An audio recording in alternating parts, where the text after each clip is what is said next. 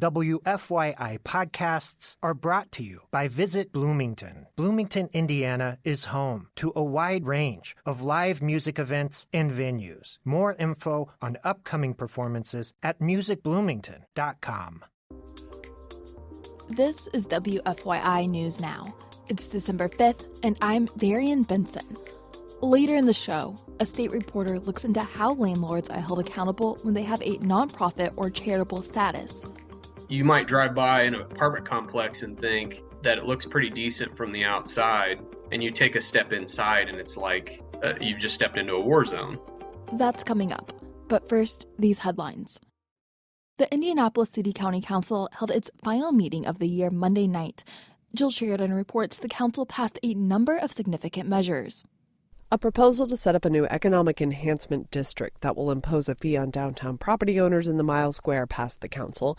The move will target investment around public safety, homeless outreach, cleanliness, and beautification. Another measure uses TIF, or tax increment financing money, to purchase the Broad Ripple Park Family Center. This proposal saw pushback from the local community who wanted the funds to be put to other uses. Councilor Keith Potts says a council committee discussion highlighted those plans. Around some of the most urgent issues in our city, such as addressing the challenge of food deserts and our need for more equitable, accessible, and affordable housing. And I know that the next class of councilors will continue the important work on those priorities. This was the last meeting for Potts and 6 other Democrat councilors. Another measure passed establishes a new sports district that will help pay for 11 Park, which includes a new stadium for the Indy 11 soccer team. I'm Jill Sheridan, WFYI News. And an ordinance blocking large water withdrawals from Tippecanoe County unanimously passed at the county commissioners' meeting Monday. As Ben Thorpe reports, the move comes as the state looks into the feasibility of a pipeline that would move water from Tippecanoe County to an industrial district in Lebanon. Discussion of the ordinance moved quickly compared with last month, when public commenters spent over an hour voicing their support for the measure. Some residents asked whether the ordinance, which puts the moratorium in place for 9 months, could be extended after that period.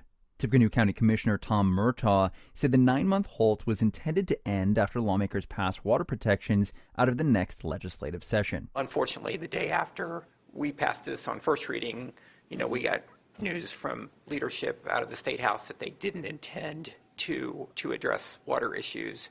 Hopefully, they are in the process of reconsidering that. Correct. But Murtaugh said the ordinance could be extended if the state legislature does not take action on water issues.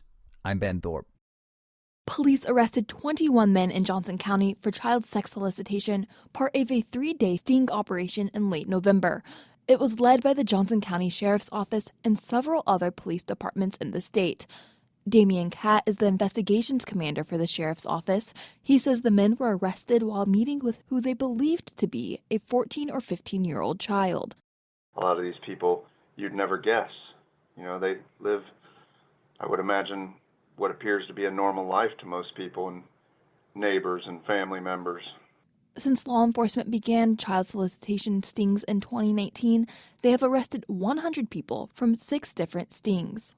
As long as we're successful in doing this, we're going to continue to do it in the attempt to try and keep our kiddos here in Johnson County safe.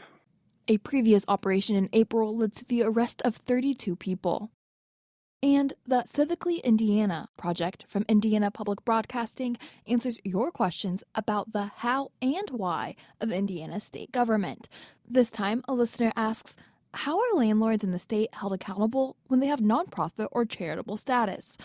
Violet Comber-Weiland reports. Chase Howler is the section chief of the Homeowner Protection Unit of the Indiana Attorney General's Office. He says the Indiana Secretary of State approves or denies nonprofit status for Indiana landlords and other companies. The nonprofit tax-exempt status is determined by the Federal Internal Revenue Service. Howler explains the AG's office, along with state entities like health departments, responds to and investigates various issues coming from apartment complexes. You might drive by an apartment complex and think that it looks pretty decent from the outside. And we've been to several complexes like that. And you take a step inside and it's like you've just stepped into a war zone in some respects. He adds state nonprofit laws have not been updated in decades and make it more difficult to address complaints against certain businesses. For Indiana Public Broadcasting, I'm Violet Comber-Weiland. That's all for today's episode of WFYI News Now.